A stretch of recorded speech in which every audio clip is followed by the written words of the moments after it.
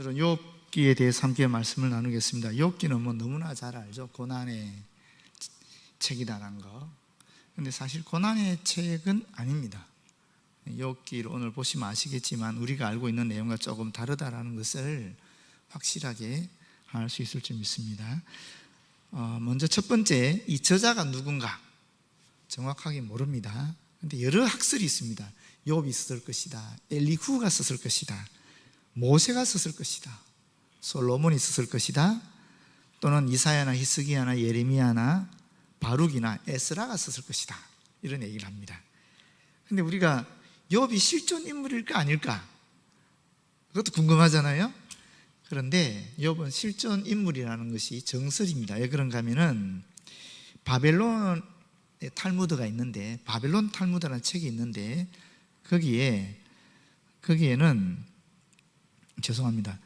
그 바벨론 욥이라는 책이 있어요. 이게 기독교 서적이 아니고 일반 이방 민족의 그 지혜 문학 속에 바벨론 욥이라는 지혜 문학서가 있습니다. 그렇기 때문에 욥이라는 인물이 실존 인물일 가능성이 많다라고 얘기하고 있고요. 또 욥이 당시에는 또 매우 많은 사람이 사용했던 이름이었을 것이다라고 추정하고 있습니다. 바벨론 탈무드는 왜 얘기했느냐면 여기는 모세가 욥기를 기록했다라고 주장하는 내용입니다. 성경에 보게 되면 에스겔 14장 14절에서 20절에 욥에 대한 얘기를 하고 있고, 또 야고보서 5장 11절에도 욥에 대한 이야기를 하고 있습니다. 그러니까 그 바벨론 욥이라는 지혜 문학설 또는 성경에 나타나는 이 예를 통해서 욥은 실존 인물일 것이다라고 우리가 추정할 수 있는 것입니다. 시대적 배경에 대해서 먼저 알아보게 되면은 정확한 사건의 연대는 알 수 없습니다. 이 일이 언제 일어났는지 우리는 정확히 알지 못한다라는 것입니다. 왜냐하면 동시대의 역사적 사건에 대한 언급이 욥기에는 전혀 나타나지 않기 때문에 언제 이 책이 기록이 됐는지, 이 어떤 시대적 배경을 가지고 있는지 우리는 알 수가 없다라는 것입니다. 그럼에도 불구하고 족장 시대의 사건일 것이다라고 추정할 수 있는 힌트들이 있습니다. 아마도 아브라함, 이삭, 야곱, 요셉, 이 시대에 이 욥도 살았을 것이다 라고 추정할 수 있는 그런 힌트들이 있다는 거예요. 첫 번째는 뭐냐면 나이입니다.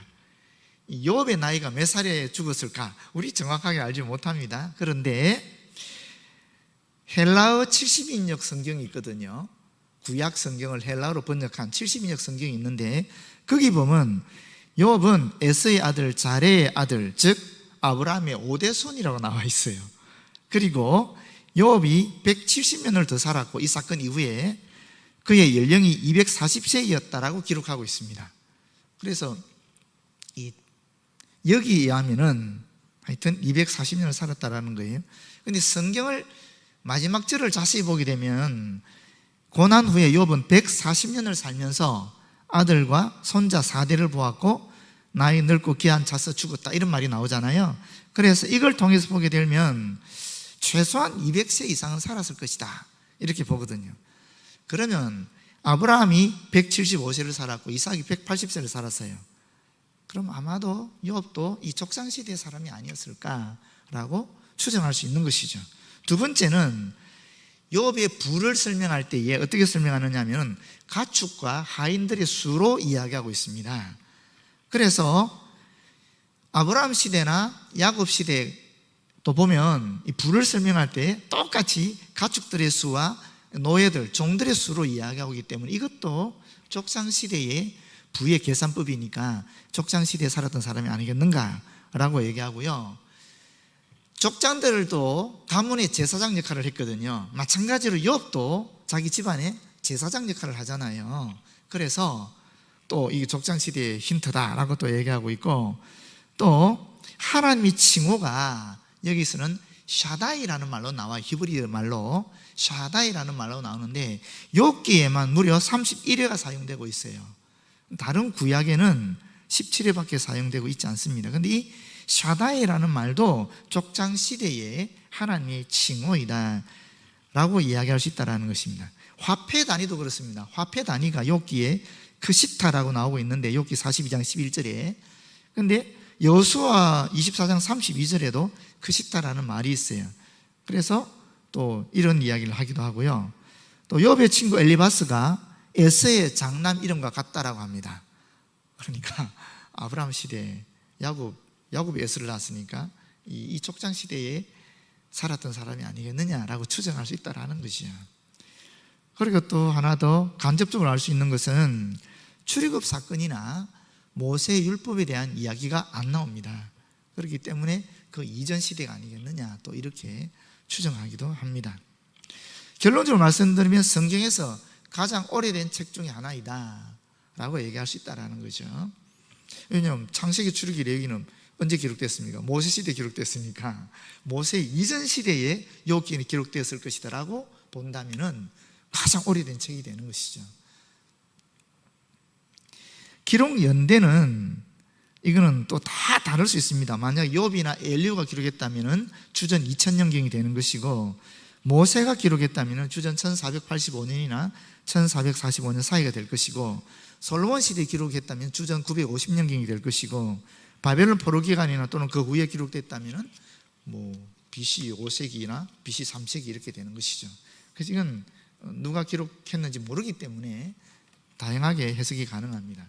지리적 배경은 어디냐면 우스라고 분명히 나와 있습니다. 우스 땅에 이렇게 나오잖아요. 우스가 어디냐면은 사해 남동쪽 지역인 그런 에돔 땅입니다. 그것이 예레미야 애가 4장 21절에 나와요. 그래서 이 우스라는 곳이 지금의 에돔 땅, 아니 성경에 나오는 에돔 땅, 아라비아 북쪽 지역이 아니었느냐라고 추정합니다. 큰 세 번째로 주제는 뭐냐? 주제는 여러분 욥기는 고난을 다루고 있지요. 그러면서 어떤 질문이 나옵니까? 하나님은 사랑의 하나님이시고 또 전능하시다는데 왜 의로운 사람들이 고통을 받는가? 이 질문을 하거든요. 그래서 우리는 이 고난이 이 욥기의 주제인 줄 알고 있는데 그렇지 않습니다. 그런데 초점은 어디 있느냐면 욥이 고난으로부터 무엇을 배웠는가 하는 거예요. 무엇을 배웠습니까? 욥이 결과적으로 고난을 통해서 배운 것이 있어요. 그게 뭡니까? 하나님의 절대 주권이라는 것입니다. 그래서 욥기의 주제는 하나님의 절대 주권입니다. 그건 좀 더 뒤에 구체적으로 본문 말씀을 통해서 살펴보도록 하겠습니다. 네 번째 그리스도의 예표인데, 여러분 19장 25절에 묘한 얘기가 있어요. 내가 알기에는 나의 대속자가 살아계시니 마침내 그가 땅 위에 서실 것이라. 누굴 얘기하는 것 같아요? 딱 예수님이잖아요. 또 16장 19절에는 지금 나의 증인이 하늘에 계시고 나의 중보자가 높은 데 계시니라. 중보자 누굽니까? 예수님이잖아요. 욥이 묘한 이런 고백을 하고 있어요. 대속자, 중보자 다 예수 그리스도에 대한 일종의 얘기잖아요. 그래서 이런 것들이 욥기에서 통해 나타나는 그리스도에 대한 예표이다라고 볼 수 있다는 것입니다. 사실 예수 그리스도는 믿는 자들의 생명이시고 구속자이시고 중보자이시고 변호자이시잖아요. 그래서 어떤 사람들은 이 욥이 아무런 죄를 짓지 않았음에도 불구하고 엄청난 고통을 당하지 않습니까? 그래서 이게 이 구약판 예수님이다 이렇게 얘기하는 사람들도 있습니다. 그렇지만 결론은 어떻게 되었어요? 승리한 거로 나오지 않습니까? 하나님의 복을 누리는 것으로 나오잖아요. 그래서 예수님도 비록 죄 없이 고난을 당했지만 부활의 승리로 나타나셨다라고 해서 이 그리스도의 예표로 또한 욥이 거론되기도 합니다. 이것이 그리스도의 예표고요. 이제 핵심 구절인데 오늘 제가 세 가지 부분을 얘기하고 싶어요. 먼저 첫 번째는 1장 21절에서 22절 말씀입니다. 1장 21절에서 22절 말씀 제가 읽어드리겠습니다. 이르되 내가 모태에서 알몸으로 나오사온즉 또한 알몸이 그리로 돌아가올지라. 주신 이도 여호와시요 거두신 이도 여호와시오니 여호와의 이름이 찬송을 받으실지니이다 하고 이 모든 일에 욥이 범죄하지 아니하고 하나님을 향하여 원망하지 아니하니라. 이게 너무나 유명한 구절이죠. 이 구절이, 그죠? 근데 이게 언제 했던 말입니까? 욥에 대해서 이야기하기를 욥은 온전하고 정직하여 하나님을 경외하며 악에서 떠난 자라 그랬습니다. 동방의 의인이었다라는 겁니다. 하나님도 인정하시고, 그리고 1장을 보게 되면 온 천사들이 다 인정하고, 심지어 누가 인정했습니까? 사탄도 인정한 사람이에요. 그 사람이 욥이었습니다. 그런 욥을 향하여 사탄이 하나님께 뭐라고 요청합니까? 제가 왜 하나님을 경외하겠습니까? 받은 게 많으니까 그런 거지요. 그 받은 거 다 뺏어 보십시오. 제가 하나님 경외하겠습니까? 안 합니다. 이렇게 얘기하잖아요. 그래서 하나님, 그래 한번 해봐라. 그러니까 사탄이 하나님의 허락을 득하고 뺏어가는 것이 있지요. 첫 번째는 스바 사람들이 와서 어떻게 합니까? 소나 낙이나 종들을 죽이고 뺏어가요. 두 번째는 하늘에서 불이 내려가지고 또 양과 종들이 불에 타 죽어버리는 거예요. 재산이 다 날아가 버리는 겁니다. 가축들과 종이 그 당시 부의 기준이었는데 그게 다 사라져 버리는 거예요. 재산이 다 날아간 거예요. 하나님 주신 물질들이 다 날아갔다는 소리입니다. 뿐입니까? 큰 바람이 불어와서 10명의 자녀들이 큰아들 집에서 잔치하고 있었는데 그냥 지붕에 내려앉아 그대로 다 죽었다라고 얘기하고 있잖아요. 하나님 주신 자식들까지도 그대로 싹 다 데려가 버리는 거예요. 그 소식이 연달아 들어오거든요. 하나 끝나니까 바로 마무리해서 탁탁 들어오는데 그 소식을 듣고 욥이 똑백하는 말입니다. 누구한테 얘기하는 거? 자기 스스로 하는 말입니다. 주신 자도 여호와시고 취하신 자도 여호와시오니 하나님이 찬양을 받으실 것이다. 와, 여러분, 이런 고백이 어떻게 나옵니까? 이거는 정말 놀라운 고백이죠. 그렇지 않습니까? 그런데 이것을 우리가 보통 뭐라고 얘기하느냐 하면 청지기 신앙이라 그럽니다. 청지기 신앙. 물질도 내 자녀도 심지어 내 생명조차도 주님의 것입니다 고백하는 그것이 청지기 신앙이잖아요. 지금 우리가 누리고 있는 것이 언제 주님께서 취하실지 모릅니다. 설사 그렇다 할지라도 주님께 찬양을 드릴 수 있는 그 신앙이 청지기 신앙이죠. 이 말씀을 통해서 우리가 다시 한번 내 신앙을 점검하는 시간이 되었으면 좋겠습니다.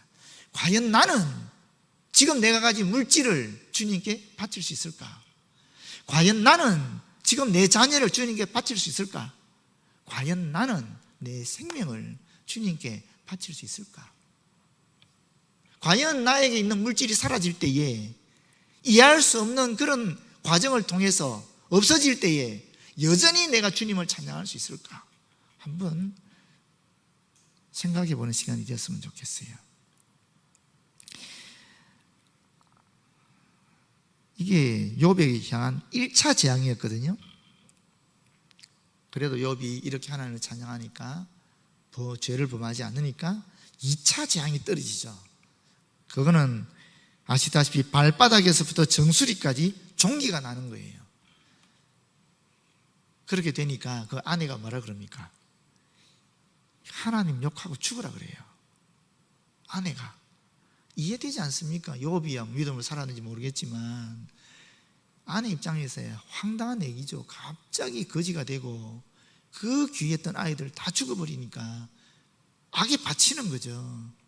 그러니까 남편한테 네가 그렇게 섬겼던 하나님, 무슨 이게 하나님이냐 이렇게 얘기하는 거예요. 그럼 욕하고 죽으라. 오죽하면 그랬겠어요.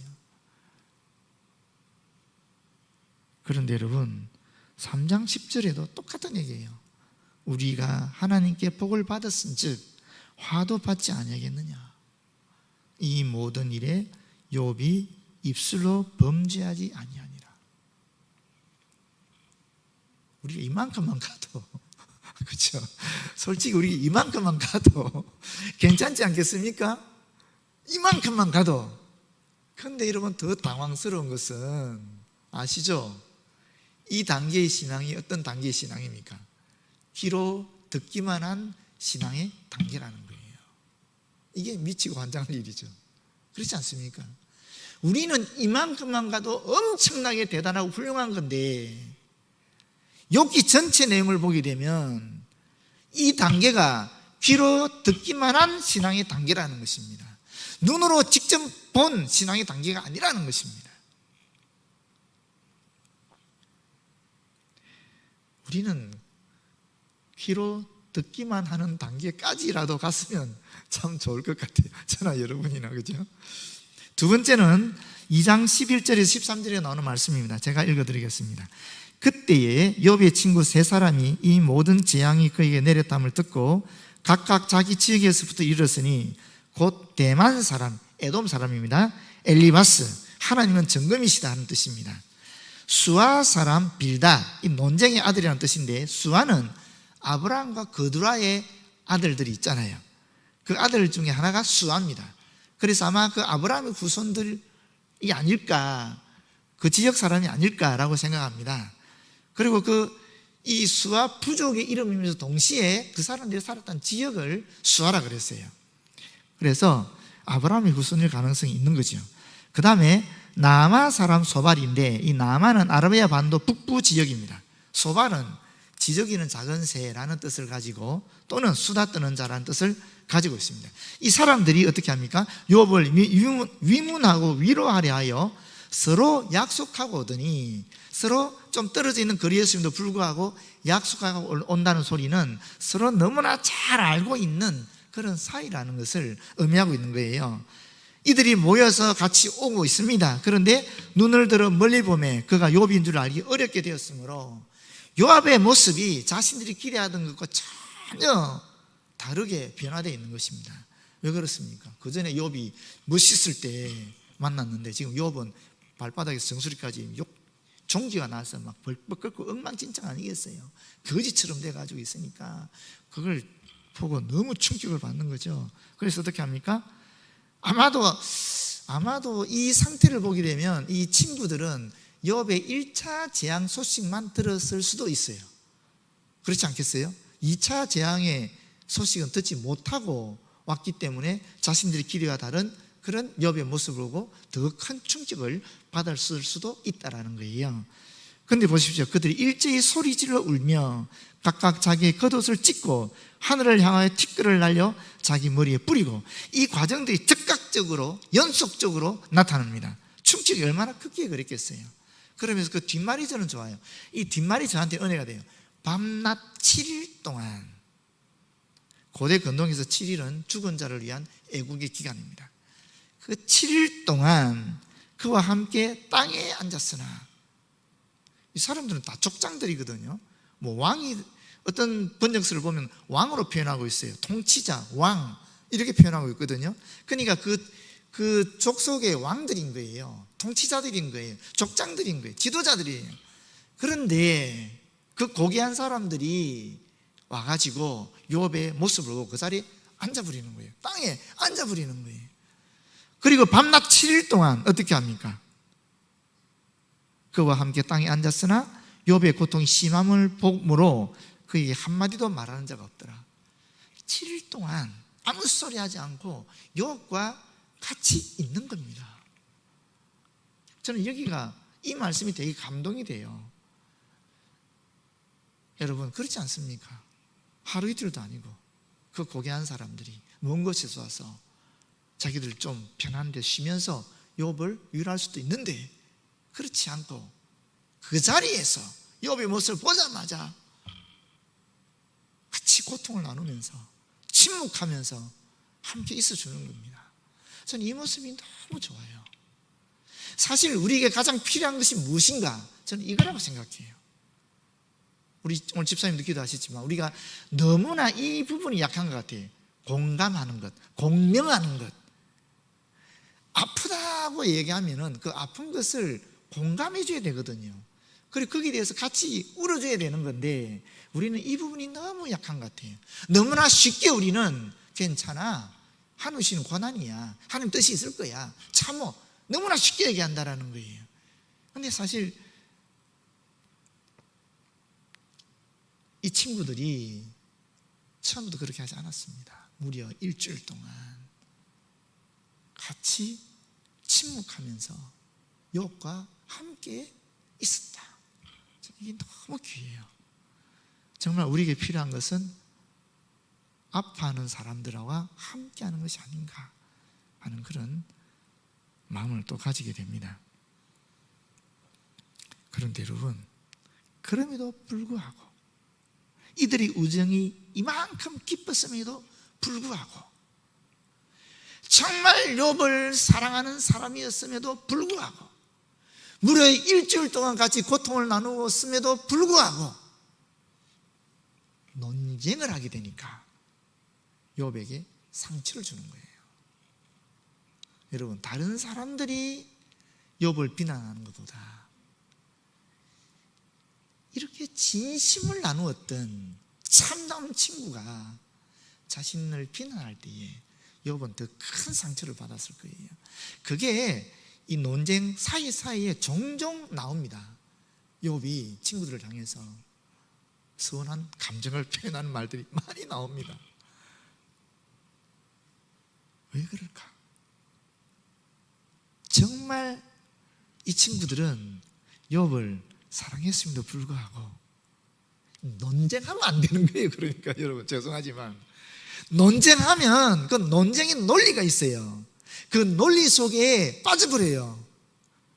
논쟁이라는 것은 누가 옳으냐 그러냐의 문제 아닙니까? 그러니까 이게 내가 옳다는 것을 주장하면서 상처를 줄 수밖에 없는 거예요. 논쟁은 안 하는 게 좋은 것 같아요.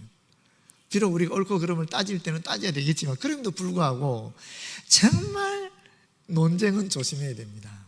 안 하는 게 제일 좋습니다. 하더라도 최소한 공감이나 공명은 하고 해야 된다는 거예요. 그래도 상처받는다는 거예요. 그 다음에 마지막 세 번째가 오늘 본문 말씀입니다. 42장 1절에서 6절 말씀이죠. 욥이 여호와께 대답하여 이르되, 사실은 욥과 친구들의 논쟁을 보게 되면 욥이 친구들보다 훨씬 더 많이 말합니다. 훨씬 더 많이 말합니다. 심지어 어떤 독백을 보게 되면은 이게 몇 번째 후기 독백인데 29장부터 31장까지 욥 혼자 독백하는 게 3장이나 나옵니다. 욥이 그러니까 엄청난 지식을 갖고 있는 거지요. 엄청난 이 세 친구들과 변론할 때에 자기 나름의 정확한 어떤 논리적 기반을 갖고 있는 거예요. 그런 지식도 많고 체험도 많고 논쟁하는 기술도 뛰어나고 다 갖고 있는 겁니다. 그런데 하나님을 만나고 나서는 그렇게 하지 않는다는 거예요. 하나님께서 38장 1절에서 39장 30절까지 초기 선언을 하시거든요. 그때 욥은 딱 한마디만 합니다. 이 세상을 섭리하는 방법을 내가 아느냐? 라고 하나님 물어봤을 때 알 수 없습니다. 요 말만 딱 해요. 그리고 두 번째, 하나님께서 인간의 통제가 불가능한 그런 하마 같은 그런 짐승, 또 뭐 악어같이 엄청난 위험을 통한, 이게 창조과학자들은 이 부분을 공룡으로 봐요. 공룡을 보긴 하는데 지금 이 사실 어떤 짐승인지 정확히 우리가 알지 못하지만 아마도 하마보다 훨씬 큰, 사람이 통제할 수 없는 그런 짐승이고 악어보다도 훨씬 거대한 그런 하여튼 짐승일 것인데, 그런데 인간이 통제가 불가능한 이 짐승들을 하나님이 다 통제하고 있거든요. 그래서 하나님의 절대 주권을 하나님께서 말씀하시고 또 인간의 한계를 하나님께서 선언하시는데, 그 이야기를 듣고 이제 욥이 하나님께 한 말이 오늘 본문 말씀입니다. 그래서 욥이 하나님의 섭리와 절대 주권에 대한 새로워진 믿음을 고백하는 내용이 2절입니다. 보시면 주께서 못하실 일이 없사오며 주님은 모든 것을 다 할 수 있다라는 거예요. 그 말은 결국 무슨 말이냐면 주님은 모든 것의 주인이시다 하는 것입니다. 하나님의 절대 주권을 인정하고 있는 것입니다. 그러면 그 앞에는 인정 안 했나? 그 앞에는 지금 우리가 앞에 읽었던 내가 알몸으로 이 땅에 왔으니 알몸으로 갑니다. 주신 자도 하나님이시고 취하신 자도 하나님이십니다 하면 하나님의 절대적인 인정한 게 아닌가? 아니라는 거예요. 하나님께서 생사화복의 주인이신 것을 욥이 철저하게 믿음으로 고백했음에도 불구하고 하나님의 절대 주권에 대해서는 욥이 받아들이지 않았다라는 거예요. 그 이야기를 또 뒤에 제가 좀 더 보충시켜서 할게요. 근데 비로소 지금 욥이 하나님을 직접 보고 나서 비로소 욥이 하나님의 절대 주권을 인정했다라는 것입니다. 아시다시피 전능하신 하나님께서 왜 세상의 불의한 일들에 대해서 침묵하고 계시는가 하는 것이 욥의 질문이었거든요. 그런데 이제는 하나님 직접 만나게 되니까 자신이 가진 생각과 이해가 제한적이었구나 하는 것을, 한계가 있었구나 하는 것을 분명히 깨닫게 됐다는 것입니다. 하나님은 한계를 가진 인간의 제한된 생각이 묶일 수 없는 그런 위대한 존재라는 것을 비로소 깨닫게 된 것입니다. 그러면서 하나님의 절대 주권을 인정하게 되는 것입니다. 그전에는 제가 말씀드렸잖아요. 하나님이 공의로운 하나님이라면서 왜 공의로운 사람들이, 정의로운 사람들이 고통을 받는가? 이거는 인간의 이성으로는 이해가 안 되는 거거든요. 그렇지 않습니까? 하나님 비록 찬양합니다. 하나님이 생사화복의 주인인 것을 믿습니다만은 이거는 이치합당하지 않잖아요. 근데 그 이치가 무슨 이치입니까? 상선벌악의 이치라는 거예요. 세상적 이치라는 것입니다. 착한 이라는 사람은 상 주고 나쁜 이라는 사람은 벌 주고 권선징악이란 말과 같은 말이죠. 이것이 욥이나 또는 욥의 세 친구들이 갖고 있었던 기본적인 생각이었어요. 그게 이 세상을 이끌어가는 이치라고 본 거예요. 그런데 하나님은 그 인과응보를 넘어서 있는 초월에 있는 분이시거든요. 그런데 하나님을 이 인간이 만들어 놓은 인과응보라는 논리 속에 집어넣어 버린 거예요. 그게 지금 하나님의 절대 주권을 인정하지 않았던 욥의 실수예요. 욥의 한계였어요. 그런데 하나님이 나타나셨거든요. 그리고 하나님이 네가 이 세상을 어떻게 만드는지 봤냐? 창조했는지 아냐? 이 세상을 어떻게 돌아가는지 네가 아냐? 이렇게 물어보시니까 창조주 하나님의 어떤 섭리, 통치를 물어보시니까 인간은 감당이 안 되는 거죠. 피조물인 인간은. 그러면서 하나님은 감히 내가 어떻게 가늠할 수 있는 존재가 아니구나 하는 것을 고백하게 되는 겁니다. 그러면서 하나님의 절대 주권을 인정하게 되는 것입니다. 여러분 미묘한 차이를 아시겠죠? 우리가 볼 때 귀로 듣는 신앙, 주신 자도 여호와시요 취하신 자도 여호와십니다. 내 생명도 주님의 것이고 물질도 주님의 것이고 내 자녀조차 주님의 것입니다. 이 신앙 자체가 엄청나게 위대한 신앙 같지만은 그러나 이 위의 단계의 신앙이 있다는 겁니다. 그것은 내 머리로 이해 안 된다 할지라도 하나님은 절대 주권자라는 것입니다. 초월자라는 것입니다. 그럼 인간은 어떻게 됩니까? 그 하나님 뒤에서 절대 순종만 남는 겁니다. 순복만 남는 것입니다. 제가 여러 번 말씀드렸잖아요. 개미와 인간을 비교했지 않습니까? 비록 한 차원의 차이밖에 나지 않는 개미와 인간이라 할지라도 개미의 시간, 공간, 인간을 초월한 존재가 인간이란 말이에요. 그렇지 않습니까? 개미의 시간과 개미의 공간을 초월한 존재가 3차원, 4차원을 살아가는 우리 인간이란 말입니다. 개미는 1차원, 2차원을 살아가니까 이 한 차원의 차이에 따라 엄청난 차이가 나는데 하나님은 무한 차원이시란 말이에요. 우리 인간은 3차원을 살면서 간혹 4차원과 접촉하는 존재들입니다. 물론 뛰어나신 분은 7차원, 8차원까지 과학적인 머리를 가지고 그렇게 도달한다 그래요. 그러나 일반적으로 우리 인간은 3차원적 존재이면서 간혹 시간을 초월한 4차원을 경험한다는 거예요. 그런데 하나님 무한 차원이신데 어떻게 무한 차원에 계신 하나님을 3차원, 4차원에 살아가는 우리가 우리의 생각으로 자꾸 집어넣냐는 거예요. 그런데 욥도 그렇게 했다라는 거예요. 그게 귀로 듣기만 한 신앙의 한계였다라는 것입니다.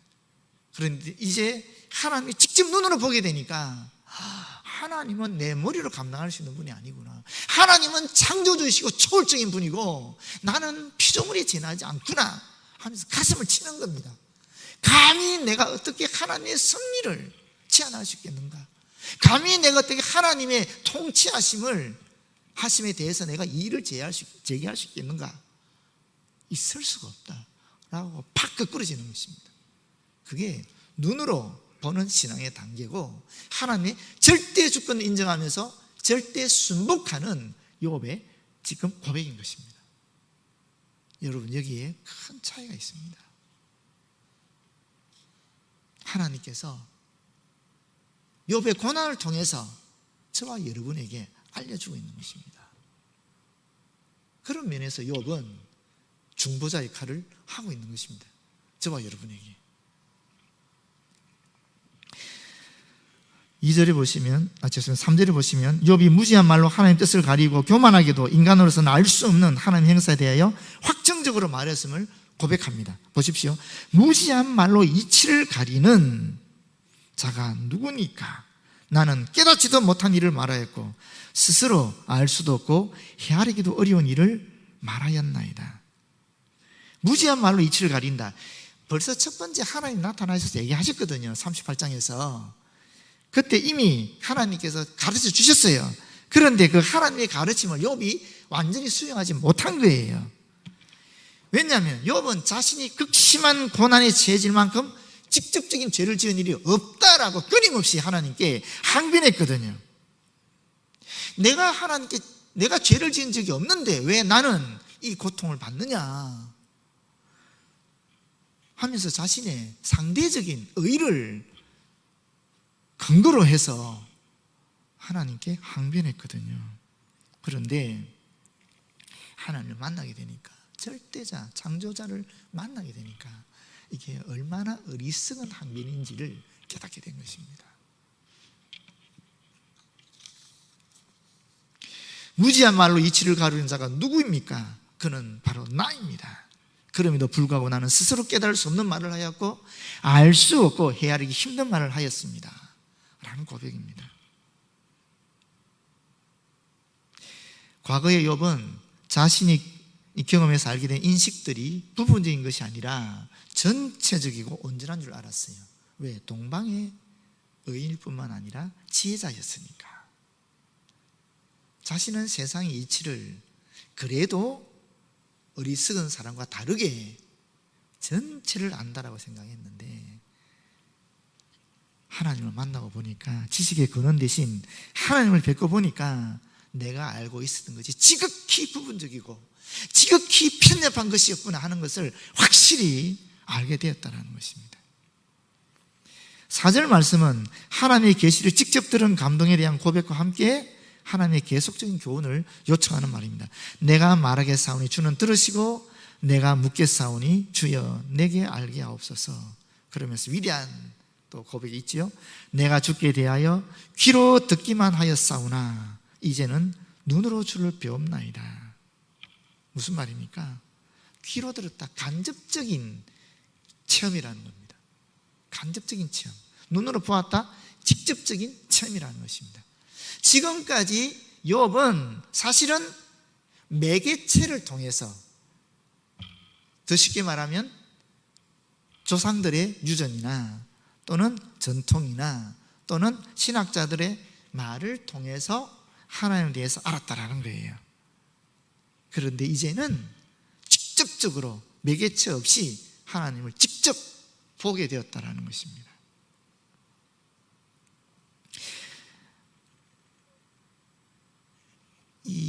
이제는 눈으로 주를 배웁나이다 하는 말은 그러나 지금은 나의 눈으로 당신을 분별합니다. 나의 눈으로 당신을 경험합니다.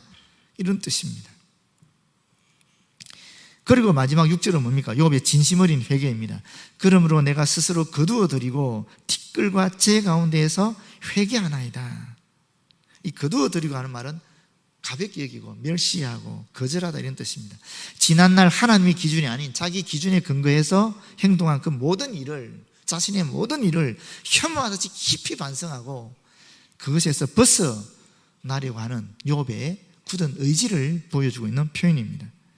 회개한다는 말은 슬퍼하다, 애통하다 하는 말과 동시에 마음을 바꾸다, 의견을 뒤집다 하는 뜻이거든요. 다시 말하면 과거에 대해서 크게 슬퍼하고 애통한다는 의미와 더불어서 자신의 생각과 마음의 태도를 완전히 바꾸는 철저한 각성과 변화에 대한 결단을 나타내주고 있는 말입니다. 하나님을 만난 자가 하나님을 만나게 되면 경험하는 것이 뭐냐? 첫 번째가 자기 부인이라는 것입니다. 나는 진짜 아무것도 아니구나. 나는 정말 죄인이구나. 내 스스로 쓸 수 있는 존재가 아니구나 하는 것이 하나님 만날 때 처음 나오는 고백입니다. 두 번째는 뭐냐면은 이러한 자기 부인이 그 다음에 철저하게 회개로 나타난, 이 회개라는 게 뭡니까? 하나님께 돌아서는 걸 얘기하는 것입니다. 철저하게 돌아서는 것입니다. 자기 중심에서 하나님 중심으로 완전히 넘어가는 것을 이야기하는 것입니다. 결론적으로 말하면 욥이 철저하게 회개한 내용이 무엇일까요, 여러분? 욥이 철저하게 회개한 것. 첫 번째는 고난에 찬 욥이 지금까지 하나님 앞에 취한 자신의 태도를 회개한 것입니다. 의인이 고통받고 악인이 번영하는 이런 현실적인 모순 상황에 관련해서 하나님의 공의에 대해서 의문을 품었고, 또 이유를 알 수 없는 자신의 고난에 대해서 해명해 달라고 하나님께 항변하기조차 했잖아요. 그런 자신의 태도를 지금 하나님 앞에 회개하고 있습니다. 하나님의 절대적 주권을 인정하지 않았고, 자신이 가지고 있는 이 신학적 하나님에 대한 생각, 하나님 인식의 근거에서 귀로 들었던 그 하나님의 인식의 근거에서 하나님의 역사를, 하나님의 통치하심을, 하나님의 섭리를 감히 해석하려고 했다는 거예요. 하나님 앞에서는 절대 순복밖에 없다라는 것을 욥이 지금 이야기하고 있는 것입니다.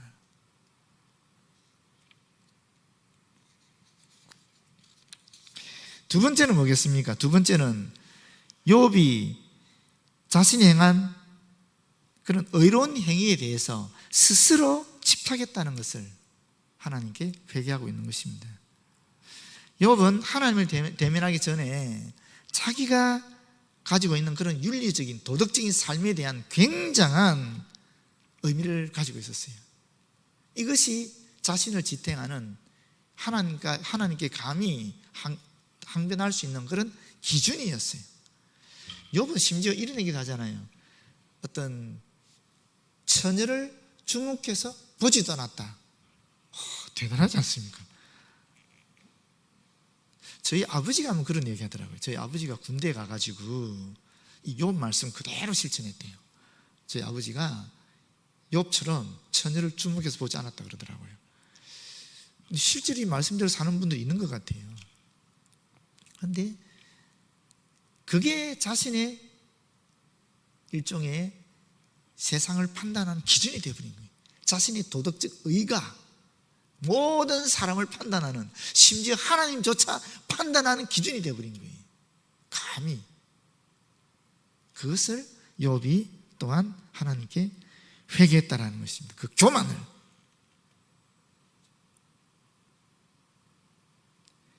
그러니까 판단의 기준은 우리에게 있는 것이 아니죠. 하나님께 있는 것이니까 우리가 할 수 있는 것은 딱 하나밖에 없습니다. 하나님의 절대 주권을 인정하고 하나님께 절대 순복하는 것, 이것밖에 없다는 것을 욥이 우리에게 보여주고 있는 것입니다. 그런 면에서 저와 여러분이 만난 것, 오늘 말씀을 함께 나누는 것, 우리가 대덕한빛교회에서 이 좋은 환경 속에서 예배 드리는 것, 그야말로 하나님 절대 주권 속에서 이루어진 우리의 순복함을 통해 맺어진 열매이고 결과인 줄 믿습니다. 그래서 하나님께 더 감사드리고, 우리 교회가 더욱 주님이 기뻐하시는 하나님의 절대 주권을 앞세우면서 또 절대 순복하는 그런 저와 여러분 되어서 하나님 기뻐하시는 교회로 계속 나아갔으면 좋겠습니다. 기도하겠습니다. 하나님 고맙고 감사합니다. 하나님의 절대 주권을 우리가 귀로 듣는 것이 아니라 눈으로 체험함으로 욥처럼 고백할 수 있도록 인도하여 주시고, 감히 이 조그만 머리로 하나님을 판단하지 않도록 역사해 주셔서 절대 순복하는 저희들 되어지도록 인도하여 주시옵소서. 예수님 이름으로 기도드립니다. 아멘.